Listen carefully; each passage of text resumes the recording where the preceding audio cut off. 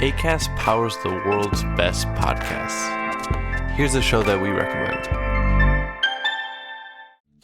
We've all been to the party or tailgate with that person. You know, the one who makes everything about politics. Or there's that relative, the one you blocked on Facebook because you'd prefer to opt out of toxic conversations. I'm Sarah Stewart Holland. And I'm Beth Silvers. We host Pantsuit Politics, where we take a different approach to the news. On Pantsuit Politics, we opt out of the shouting and scorekeeping while still recognizing that elections matter. We're here to look at the headlines as citizens. We pay attention to politics, but also keep it in perspective.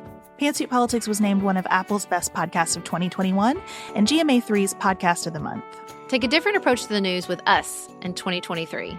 Pantsuit Politics releases new episodes every Tuesday and Friday. Listen on the Acast app and wherever you get your podcast. Acast helps creators launch, grow, and monetize their podcasts everywhere. Acast.com.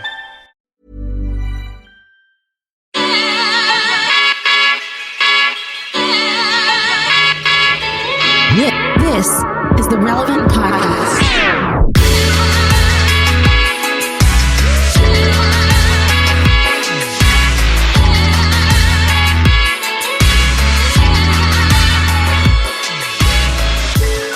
It's Friday, November 26, 2021, and it's the Black Friday edition of the Relevant Podcast. Here in Orlando, standing in a line at a Kohl's that goes around the block. I'm your host, Cameron Strang. From Loverland, Virginia, it's Jesse Carey. Got to get that new merch this year. What's the hot gift, everyone? What's air fryers? Air fryers all the way around. I'm waiting in line for the discount. That's right. Kohl's is handing out free Santa hats if you get there before 5 a.m. So that's where I am. From East Texas, sitting in for Jamie Ivey once again this week, our associate editor, downtown Emily Brown. Hey, y'all. Hey, and from Nashville, Tennessee, artist, producer, mogul, Derek Miner. All right, look, we need to go ahead and get something straight real quick. We got to get this out the way, and I know it's some smart minds on here that read a lot more history than me.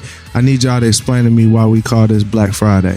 It's because I think it's because where businesses can get their margins back into the black. I'm 5 minutes away from calling Jesse Jackson, Al Sharpton, and the Black Lives Matter movement, and Sean King for us to go ahead and figure this situation out. Look, I'm not the one to speak. This is not me defending the name, but my understanding, and I could be wrong, that it was the weekend where businesses that were in the red could get their margins in the black by getting sales up. Right. I think that was it, but I could be. If they had a good sales day, the day after Thanksgiving, it saved their whole year from the red to the black. So you're telling me the conspiracy theory memes that my mom has been sending me on Facebook about Black Friday being about taking money from black people, or Black Friday being about the Black Plague, or Black Friday being about the occult. You mean tell me all those Facebook memes are wrong? Most Facebook memes are wrong. So there's Listen, I'm just trying to twist my white friends in the pretzel to see how uncomfortable I can make the beginning of this show. And I think it's working. You're doing a great job. It's pretty uncomfortable. Derek, it's pretty uncomfortable. Because listen, I don't know. I'm just perpetuating what I've heard. I'm not saying that's the truth. I don't know. So maybe the Facebook Jesse, memes are correct. What you said is the truth, despite what your crazy aunts put on Facebook. That is the actual origin of the term Black Friday. It has nothing to do with the occult using black magic to make people want to get vaccines and all of that. It has nothing to do with that. I mean, last time I checked, no. Emily, you're smarter than everybody on this pod right now. I need you to explain to us what's going on here, because I get a lot of Facebook memes every year about this. So I did Google it, and based on Wikipedia, which I don't know where that lands on your credible sources. It's owned by the leftist demigorgons or whatever they call them. Oh. Demigod. Interesting. Yeah. This says the earliest evidence of the phrase Black Friday originated in Philadelphia, dating back to 1961, where it was used by police to describe the heavy pedestrian and vehicular traffic that would occur on the day after Thanksgiving. What? That doesn't make any sense. That's not me. That's Wikipedia. I will say this.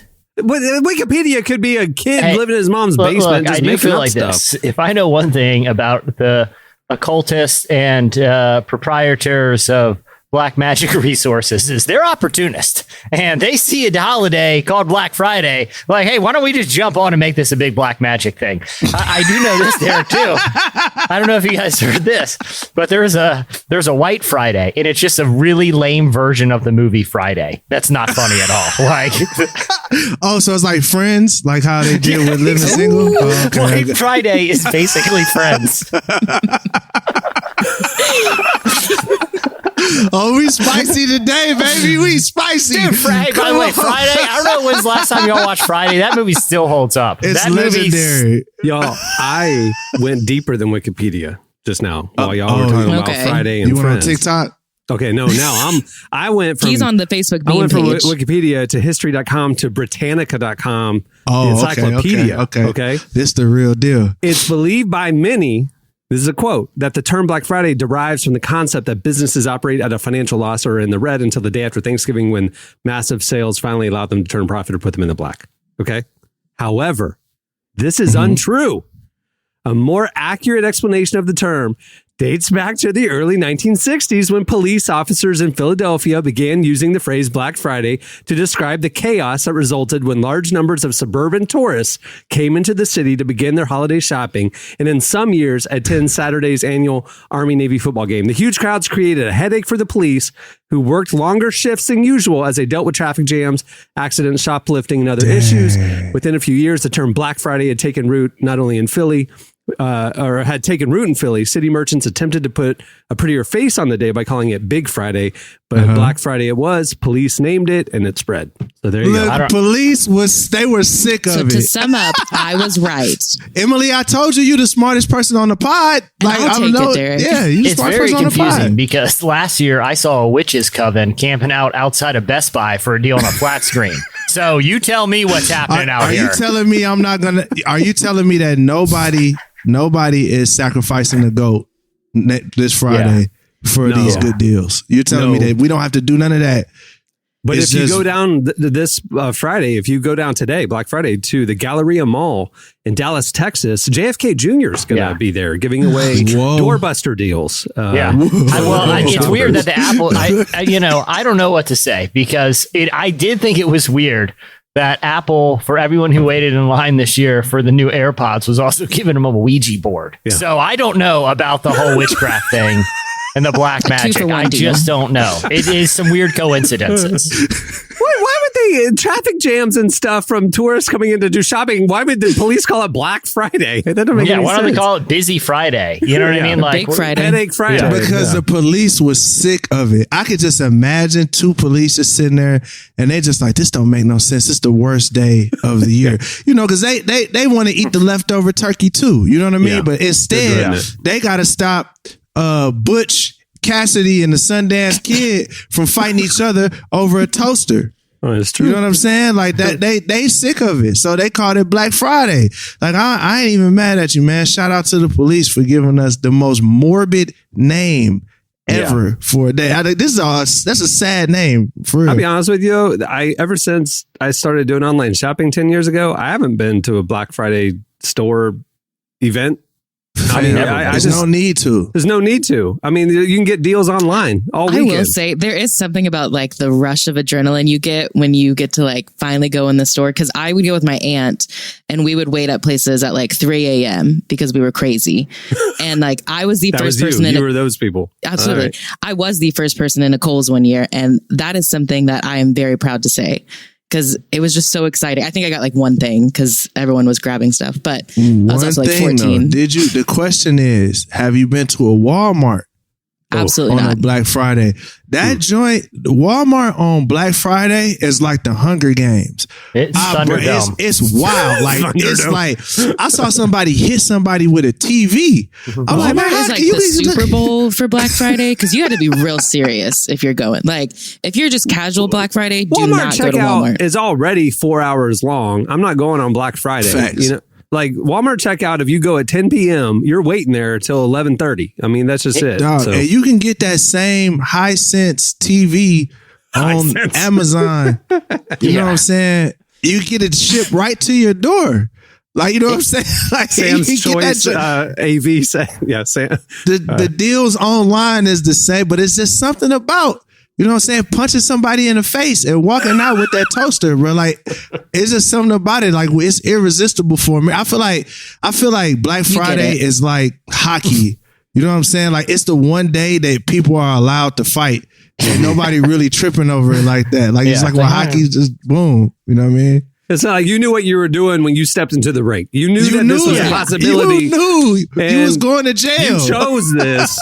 And I feel like some parts of the country, further south you go, the more Mad Max it gets. I mean, you get down in Alabama, their shopping carts have flamethrowers and spikes sticking off the side. Spikes on the side of the window. Yeah, I mean, there's a guy strapped in with the electric guitar. Like, it is straight up just desert warfare in post-apocalyptic gas war, desert warfare happening in the aisles of Walmart to save $30 on a PS5. Well, somebody got a Bane mask on if they right have a now. PS5, I'm there. Man, I can't. Yeah, I can't PS5 might be worth it. I ain't gonna even lie.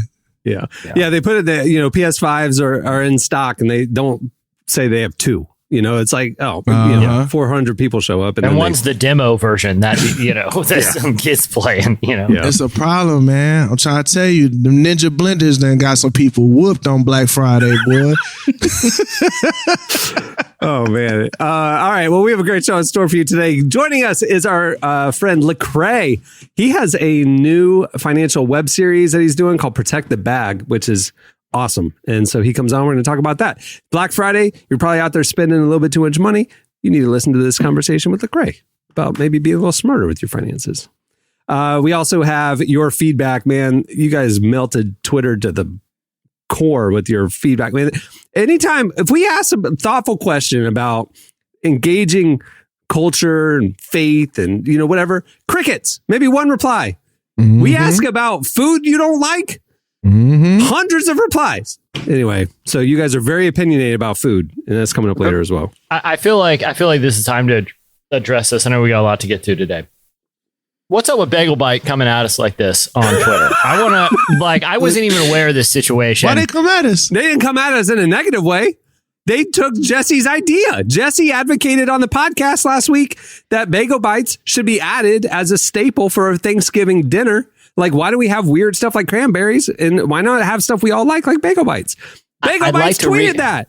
I'd like to read what Bagel Bites tweeted a mere 20 hours ago from this recording. Oh, yeah. If cranberry sauce is a Thanksgiving staple, why can't Bagel Bites be too? Probably already got them in your freezer anyway. Yeah, dude, I just said that, Bagel Bites, like a week ago on this show. So you could give some credit where credit is due, because I'm the one encouraging America to bring pizza bagels to your Thanksgiving. No, they no tag, they nothing. Didn't tag you in it. They didn't put like the dash and then your name. Nope. Nothing. See, they hating. Man, hey, look, I got the beat, bro. If you trying to go at Bagel Bites, bro, like, look, we'll go call Wendy's up too. Wendy's be dropping mixtapes left and right. So it's like, look, we could drop one. It's nothing, bro. I'm with all the smoke.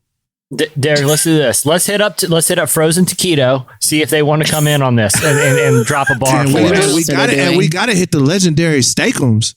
Yep, Steakum, Taquito.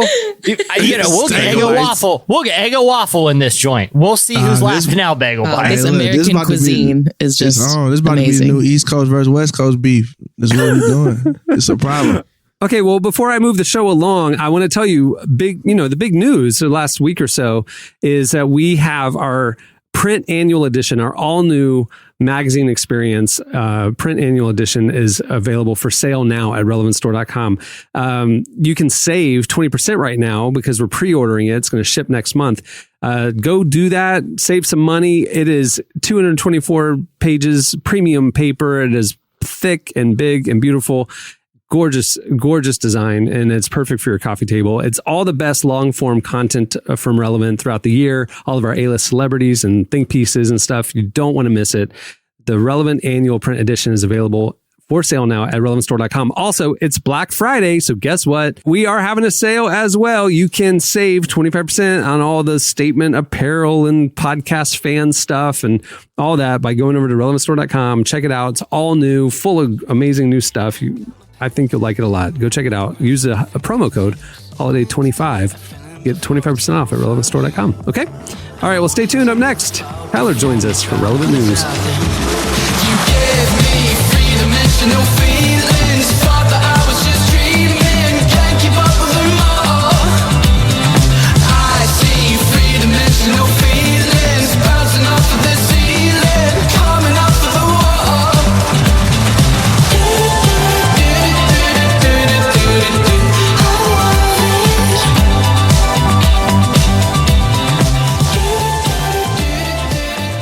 You're listening to Alfie Templeman. The song is 3D Feelings. Well, today's show is brought to you by BetterHelp. It's 2021, which means it's okay to talk about our mental health and happiness. Humans aren't meant to keep everything inside. It makes us sick. And that's why therapy helps. Well, what is therapy exactly? It's whatever you need it to be. Maybe you're not feeling motivated right now and would like some tools to help, or you're feeling insecure in relationships or at work or stressful holiday things. Whatever you need, don't be ashamed of normal human struggles because you deserve to be happy. And now you don't have to worry about finding an in-person therapist near you to help. BetterHelp is customized online therapy that offers video, phone, and even live chat sessions with your therapist, so you don't have to see anyone on camera if you don't want to. It's more affordable than in-person therapy, and you can start communicating with your therapist in under 48 hours. Join the millions of people who are seeing what therapy is really about. And right now, Relevant Podcast listeners can get 10% off your first month at betterhelp.com/relevant. That's betterhelp.com/relevant. Save 10% off your first month. Okay, it's time for Relevant News. Please welcome to the show, Relevant Senior Editor Tyler Huckabee, telling us what's happening at the intersection of faith and culture this week. Hey, Tyler. Hey, everybody. Welcome to my haunted the room of a 9-year-old who was taken by cholera during the 1800s. Where are you? I'm at my in-laws' house in Cincinnati, Ohio today, and I found a quiet recording place, which I know this is kind of a visual slice, but it looks like the place where in a horror movie, when you walk into, they're like, don't go in there. What are you out of your mind? And then the doll's eyes follow you. Yeah, listen, and there's a couple things going on. It's a bright light to the right of you. I don't know if it's a window or a door into hell.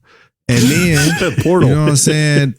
Your camera is a little wobbly, bro. I ain't gonna even lie. So it's like kind of slightly going, phasing in and out. So and the it's frame in the background just is like rotating slowly. Yeah. I don't know what's going on. The cat illustration just turned. Yeah.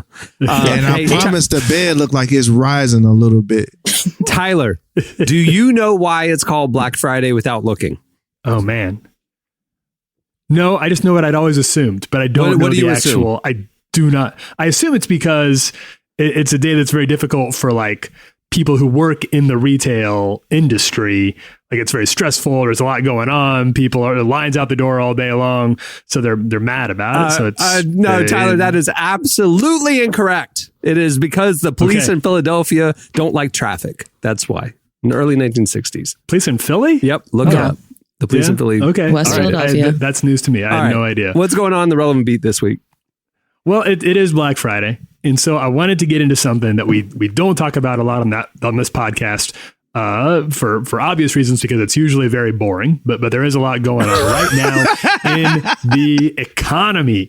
If you've turned on the news and you've had on the background, you've probably seen a lot of like lower third chyrons about the inflation and that supply chain that's going on. And I feel like there's a lot of heat and maybe not a lot of light in this conversation. So I wanted to bring just a little bit of clarity to what we can actually expect over the next few weeks here when it comes to planning your holiday season and what rising inflation rates and the supply chain is going to do for you. Have you guys, if I say this, you guys know that this is a conversation, right? That this is like on the news panels. I mean, all the people have to have gas a take is on this. double what it was a year ago. Right. Yeah, everybody's aware of inflation right now in supply chain. I'm spending nothing but crypto coin right now. I'm in my own playground, guys. So none of this is affecting me at all. But continue. This is a finance episode. Lecrae's coming on later to talk about his financial series, and now we got economic news for Relevant News. We were just talking about Black Friday deals, man.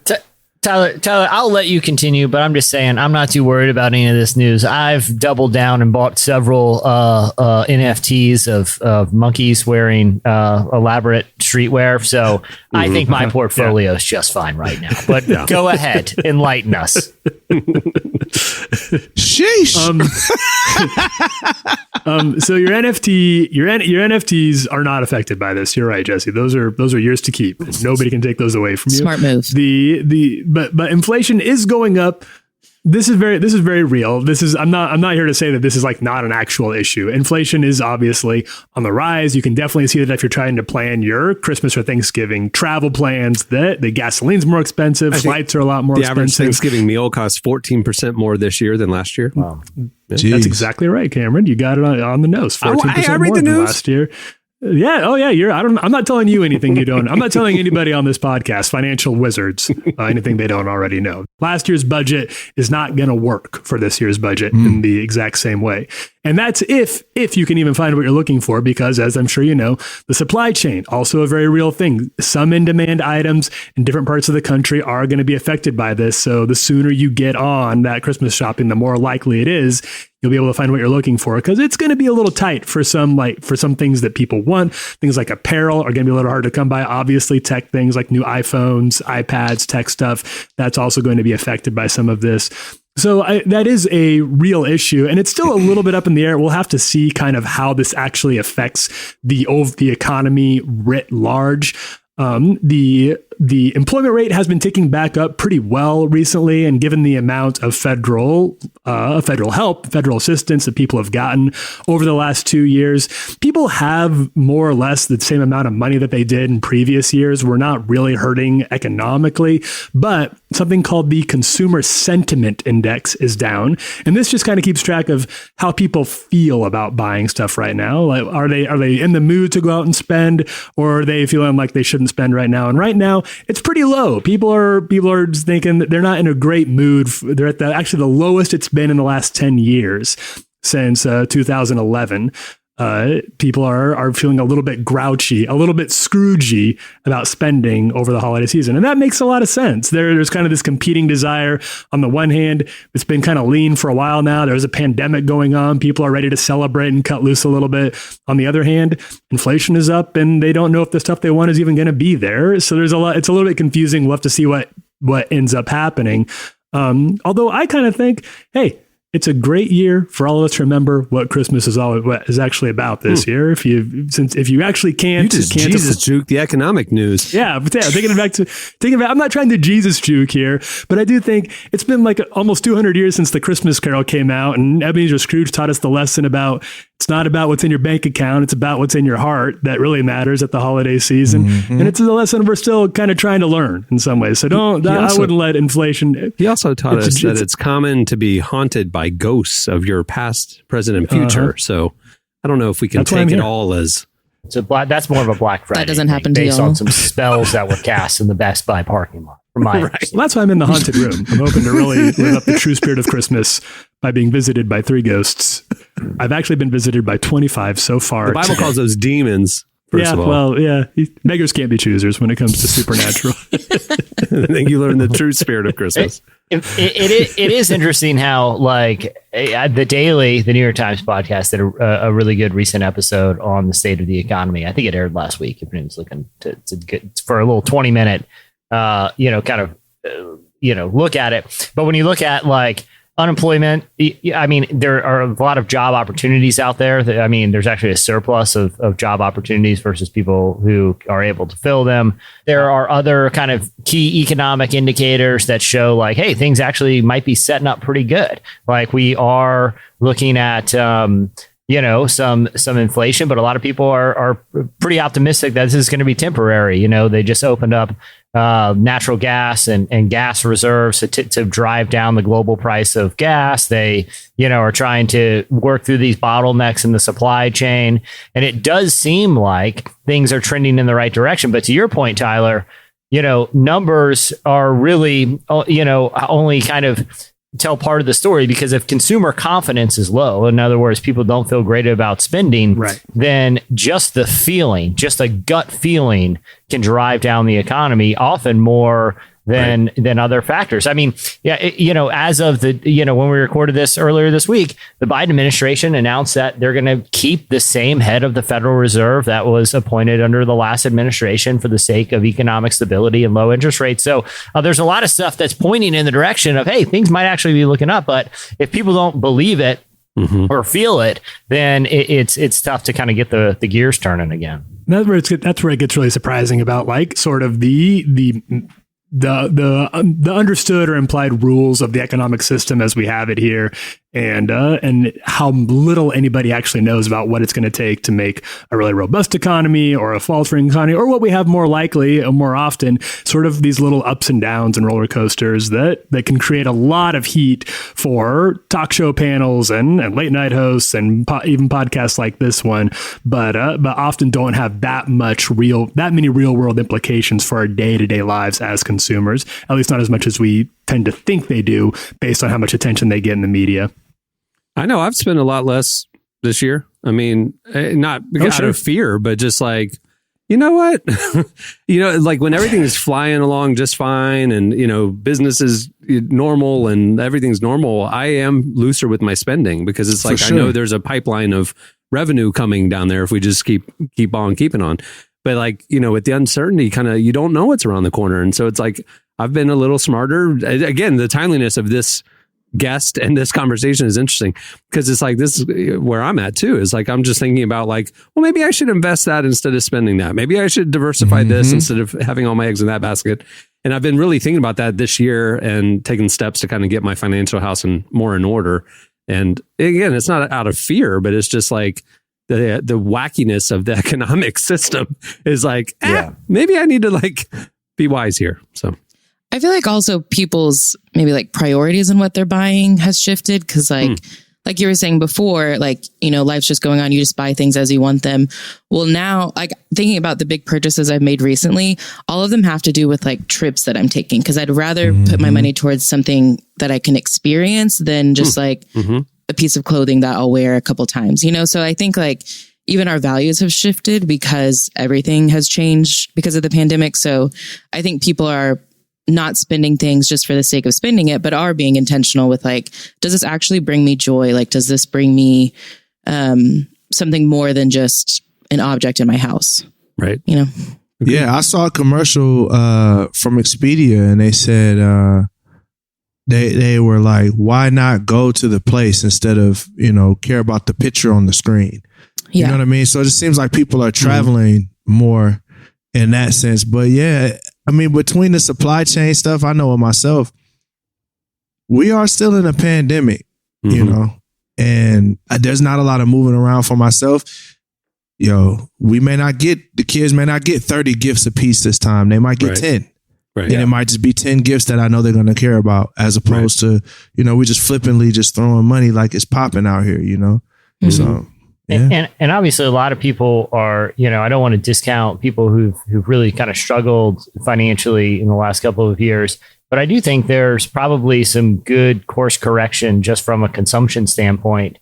We all grew up in a generation where anything you want, you can get right now. You could buy strawberries, even though in the dead of winter, even though they don't grow that time of year. You can get anything, any rare item or seasonal thing. I don't even have to wait for a streetwear drop. I can just go on StockX, and if I got the money, I can buy whatever I want, whenever I want. And that's rare to our generation. You go back to our parents' generation or our grandparents. There wasn't those expectations. It was, life really did still maintain some sort of seasonal rhythm, even with our consumption habits, where, look, you bought what was available at the time. And if it wasn't available, maybe it will be later this year because that's just how things naturally are designed. You know what I mean? And so like, I do think there might be just some course correction with the expectation that we can just have whatever we want, whenever we want. It's not really kind of the natural way that humans are meant to consume. Yeah, that's true. All right. Well, there you go. For all your financial news, follow relevantmagazine.com throughout the week. That's not true. Maybe not all your financial. Maybe not all. Just a little bit of it. You know what I'm saying? Not all of it. We cover a little bit, though. It's on the beat. Yeah. Talk to Lecrae. You got Lecrae coming up here. He'll for intriguing investment opportunities, please follow me on Twitter. I am constantly asking people for money for my latest hairbrain inventions. So thank you all. Okay, well, thanks, Tyler. Follow Relevant on all the socials. We're on Twitter and Facebook and IG, and we're publishing all day, every day. Make sure to follow along. All right, stay tuned. Up next, Lecrae joins us.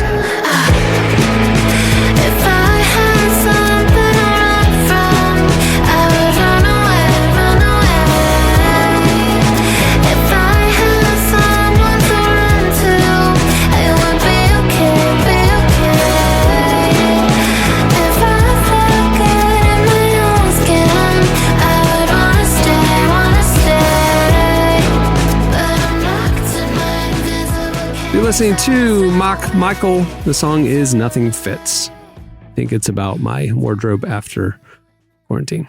Well, our guest today needs no introduction. Lecrae joins us. You know, the Christian rapper, singer, songwriter, record and film producer, actor, and entrepreneur. He joins us today to tell us about his new web series called Protect the Bag, which is all about providing helpful tips on how to be smart with your money.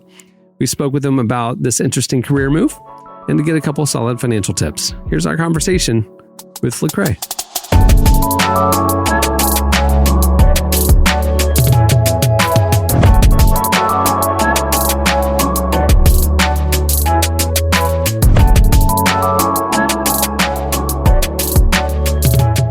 All right, so first question, I guess, is you obviously have a very established career as an artist and as a creative. How connected is this career to you? Because I feel like this would seem like a very big pivot from some of your previous work to a lot of your fans. But do you see a connection there? How connected is it?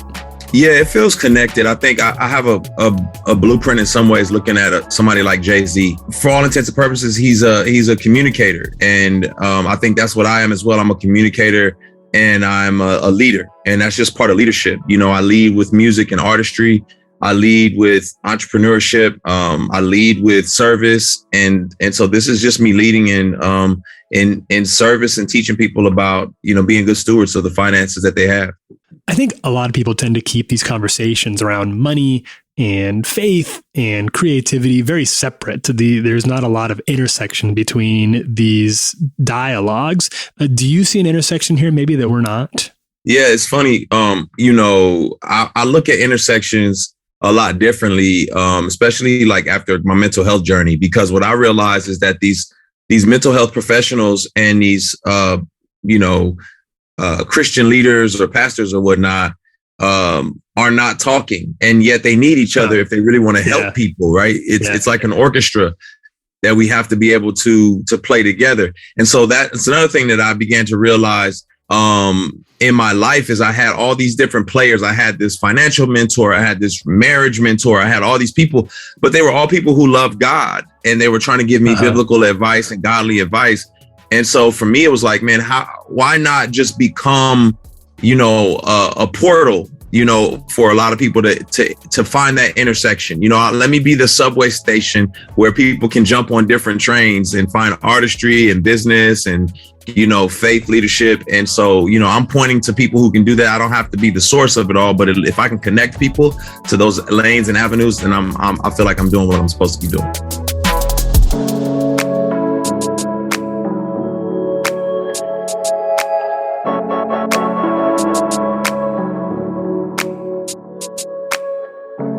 If we can speak very, very broadly here, what do you feel like are some of the most common fundamental disconnects when it comes to the way we think about money? Where do most of us go wrong?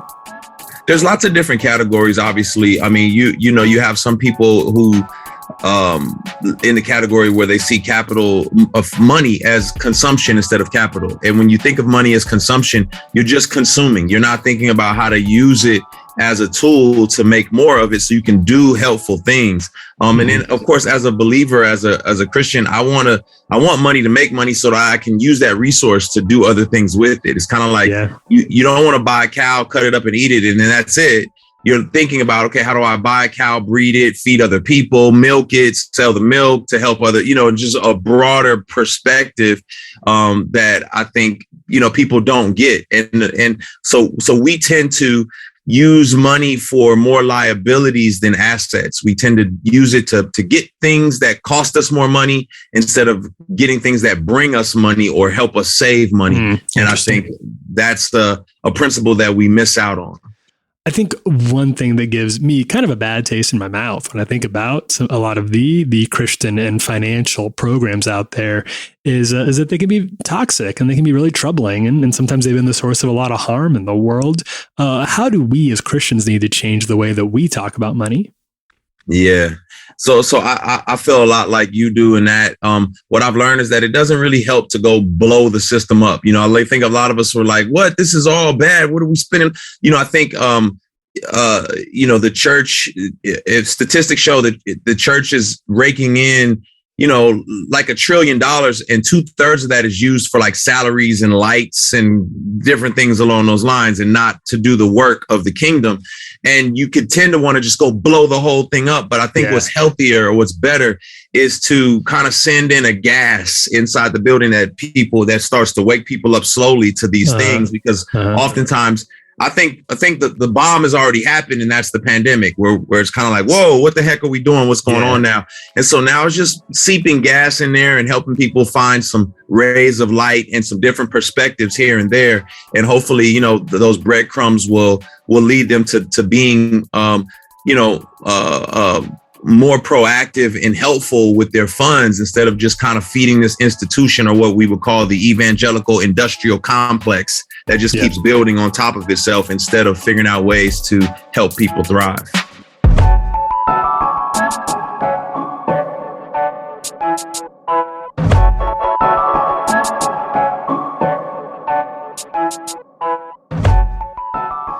A frustration you hear about a lot of these programs, about financial literacy programs, is that they take a one-size-fits-all approach to this. People have a lot of different ideas and they have a lot of different financial situations, and we all have more that we could learn about how to do this well. So how are you tailoring the work you're doing here to make this series work for everybody who's interested in learning more, no matter where they're at financially?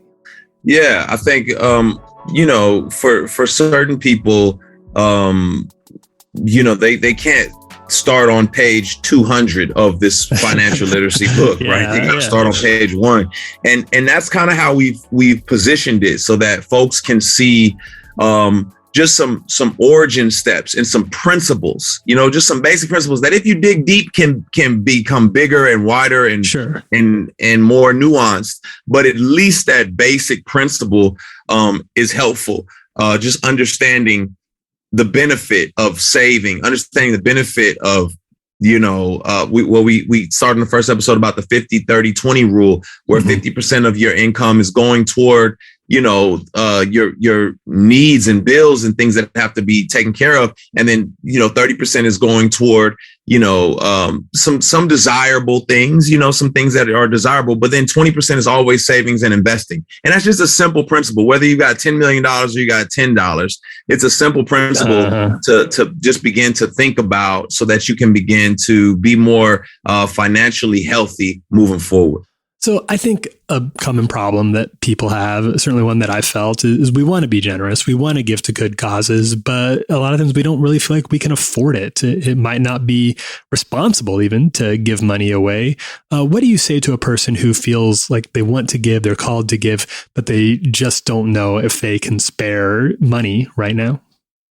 Yeah, I mean, obviously, if you're not being financially responsible for your own life, then you're not putting yourself in a position to be able to give, right? It just depends on what side of the spectrum you are. Obviously, in ancient Jewish principles, the year of Jubilee would happen. And if you lost all your land, you would get it back after a certain amount of years. The farmers who had an excess would leave some for those who didn't. And so there's just that principle of us helping one another thrive and building into one another. And it depends on what side of the spectrum you're on. But once you find yourself on a side of a spectrum where you have some consistency, I do think it's important to make sure that you understand, where is my finances coming from? And it's like the widow, the widow's mite. She didn't have a lot, but she gave what she did have.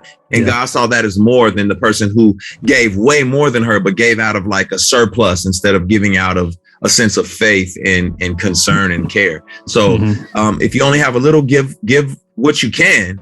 But sometimes that may be, look, all I have right now is time. Give your time, volunteer, until you find yourself in a position where you can do more than that.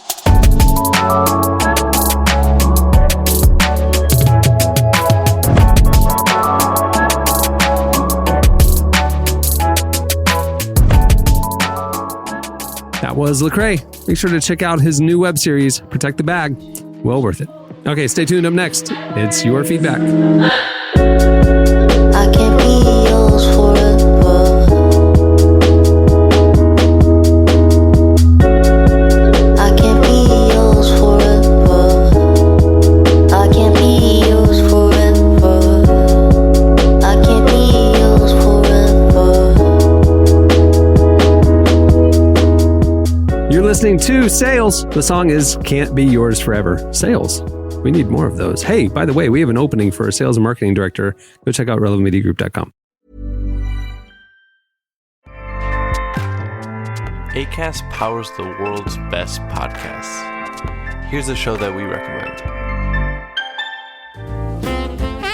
Hello, everyone. I'm Danny Pellegrino. I'm Jenna Brister. And we are back for season 4 of a very Merry Iconic podcast, where the two of us recap all the holiday movies we love and some that we don't love so much. Yes, thank you so much for tuning in. 'Tis the season. That's right. We're covering some classics this year. We are recapping the entire Santa Claus trilogy. We're going to be diving into a Halloween movie this year. Yes, Hocus Pocus 2. That's right, the sequel. We also have I'll Be Home for Christmas starring Jonathan Taylor Thomas. So we are leaning into the home improvement of it all. And if you want to follow along, you can go to Instagram. It's at A Very Merry Iconic Podcast on Instagram. And be sure to listen, subscribe, tell a friend. Have a very merry, iconic day. Acast helps creators launch, grow, and monetize their podcasts everywhere. Acast.com. Okay, it is time for your feedback. Last week, we got talking about Thanksgiving meal. You know, everybody had a great day yesterday, I'm sure. At least some good food, hopefully. And we got talking about the side dishes and the weird dishes and your favorite dishes. You guys told us your favorite dishes. This week, we wanted to know, what's the one food that should never be added to a recipe?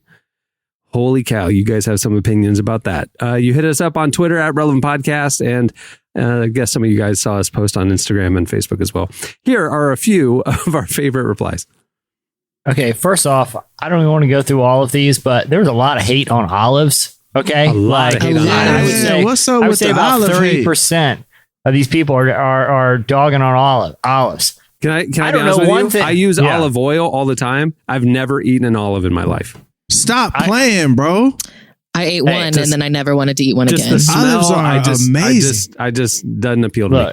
Okay, I'm going to make a quick case for olives. One, you could bring the green ones. I get a whole jar right now. They're delicious. They're so good. What do they taste like? Describe it. It's like salty. They're not bitter, good. Yeah. They smell like sardines. It's like a rich, salty, kind of interesting textured little vegetable. Sounds terrible. You're not doing a good pickled. job. It's like something that's like pickled, but not as sour. But here's the other thing about the black olives. There's nothing funnier than putting one on each finger and going like this: olive fingers, and then just eating one up. The olives are fun all the way around. That's okay, disgusting, bro. I ain't gonna lie. Look, it's bro, hilarious. 9 times out of 10, Jesse, I'm gonna be on the same side as you, but this time, bro, that's just nasty. That was too far for Derek. Too far, bro. Dude, you put them. You get a little toothpick and a piece of spiced meat, and you throw an olive on that toothpick. You got a whole hors d'oeuvre right there, just made from scratch. Put a pepperoni and an olive on a toothpick, and it's like, oh, someone put a lot of time prepping this party. All right, look, somebody said pineapple, especially on pizza. And I'm here to go ahead and set the record straight. Look, George 2707185, whatever your name is. Bro, pineapple not only belongs on pizza, it deserves to be there. I've never had a pineapple pizza. Pineapple on pizza is phenomenal. Emily, where do you stand on that? Absolutely not. I do like pineapple, but it should not go anywhere near my pizza. Roasted pineapple on a pizza with some good veggies. You know what I'm saying? And you sell it. Jesse did not sell me on olives. You're selling me on pineapple. Okay, hold on. Let me say this about pineapple. It works in theory. Oh, I'll put it on a pizza. Derek, would you ever melt cheese on a pineapple? The answer should be obvious because you are one step away from that with pizza. Like if I gave you a pineapple, would you like, hey, would you want some cheddar cheese and toss it in the oven? No one would do that. No one would do that. Yeah, exactly. It's because it's horrible. Put pizza on a pineapple. You've been bamboozled. Well, look, so something that people love, man. People love. Now think about this. Most of our dishes that we make are crazy. A cake has milk and eggs inside of it and sugar. It doesn't make sense. Would you put sugar in an omelet? No. Yeah. But you're right. when you make it and bake it in a cake, bro, a quiche is an egg pie. Like that sounds horrible. But you know what? When you put it together, guess what? It's phenomenal. Yes, I am uppity and I eat quiches. So y'all can hey, you know what I'm saying? Same with quiches. I like quiche. For me, the food for me is mushrooms. Like over the years, like mushrooms. If it grows, I used to tell people if it grows on a damp log, I don't want to eat it. And then somebody asked me, what's a plog? And they thought I was cussing. A damp log, not a damp log. Anyway, if it grows on that, I don't want to eat it. And two, who figured out which ones we can eat and which ones kill you? Because like trial and error. A brave human. Steve just died from eating that one, but this one looks delicious. Let me give it a go. No, thank you. One of them is dead. One saw heaven. One's tripping. He ran up on a cliff. That's what I'm saying. You're which ones are which. You're disrespecting all of the people who died leading up to us being able to determine what's edible and what's not. Whenever I see some exotic food that's like, hey, there's a lot of poison versions of that. I kind of, I'm kind of like, well, I gotta try. Going? Yeah. We have to honor the their stakes sacrifice. are too high for me not, like the sacrifice was too great for me not to throw a couple portobellos in the garden salad. You know what I'm saying? Gary, try that one. He ran up on a hill. He's tripping his brains out. And then, this one's delicious. Let's put it on a pizza. I mean, come on. Look, Gary butt naked in the middle of the street talking about PC and Jesus off one mushroom, bro. And I'm out here willing to roll the dice on the end of a shish kebab with it. So too many good people died for me not to want to get experimental with the mushroom. Okay, that's the least I can do. To honor those that have fallen. Honor the fallen. Eat a shish kebab. All right, so Melanie said cilantro, and I see that there's people that hate cilantro. I like cilantro. Some people say it tastes like dish soap. Have you ever heard that? Yeah, my roommate used to say that. Yeah. Really? Yeah. I wonder, that makes me think of something. I wonder, when we eat things or see things or hear things, do we experience it the same? Like when I put cilantro in my mouth, it tastes a certain way. When somebody else puts it in their mouth, the chemicals of their body may make it taste like dish soap. And I would hate it too if I had their chemical makeup. Do we taste the same? And how could we ever know? Right. Like, yeah, I don't know. I don't know either. Like, I don't think we taste the same. I feel like there have been studies on that because cilantro is one of those things where you either like it or you think it tastes like dish soap. And it's like, there's so many other factors that go into why your like olfactory senses are like the way that they are. Right. So, I don't know the science behind it, but I do know that we do experience things differently. So I can never know how you see or experience the world, like. Wow. Yeah. That's deep. Maybe have empathy for people. Maybe have empathy for the others. Maybe all this came from the cilantro. We were just talking about cilantro. Maybe if I experienced cilantro the way you did and I could have some, I would agree with you, but your experience is different than my experience. I can't walk in your shoes. Hey, if you hate cilantro, hate cilantro. Hey, man, let's hug one another. That's a sermon. More cilantro. More cilantro for me. I don't even lie, man. Steve is tasting this mushroom and he's up on the hill having a good time of his life. And, transformative. Gary left. Gary died, but, he was sick anyway. Maybe Gary died. Steve's starting a whole new religion up there. Okay.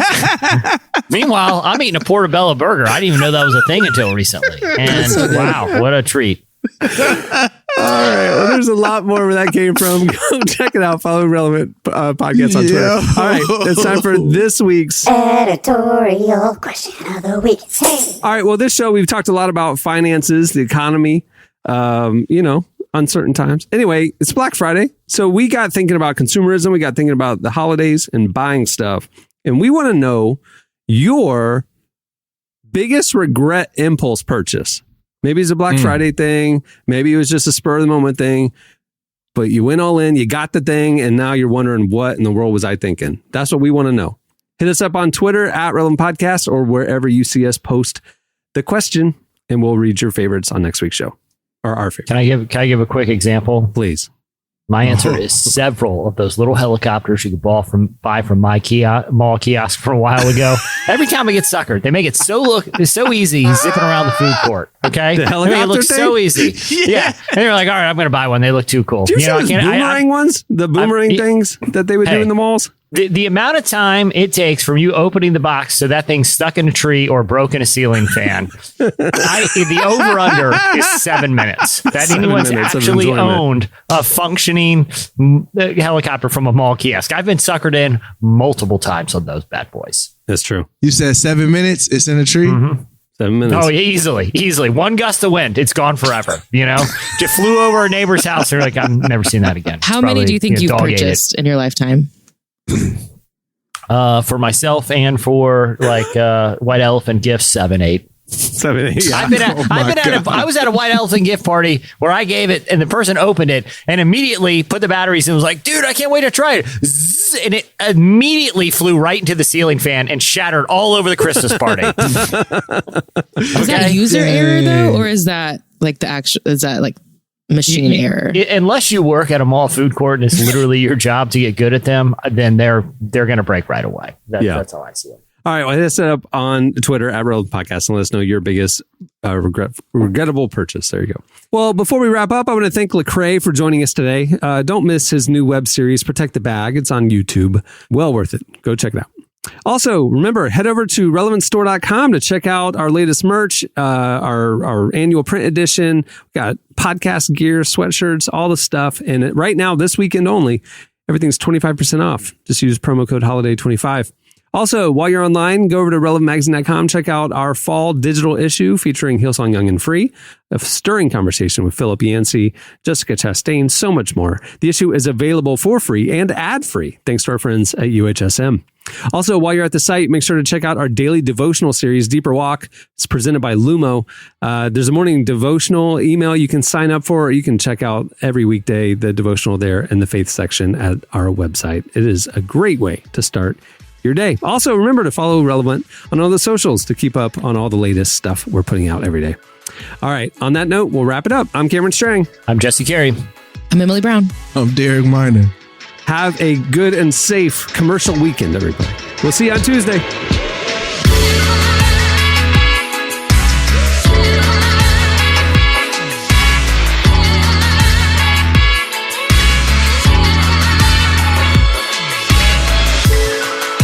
Thanks for listening to the Relevant Podcast. Check out our features, interviews, and news updates every day at relevantmagazine.com.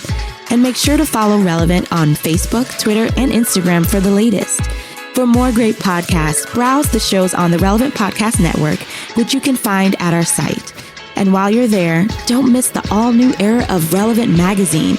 A new issue releases every other month at relevantmagazine.com.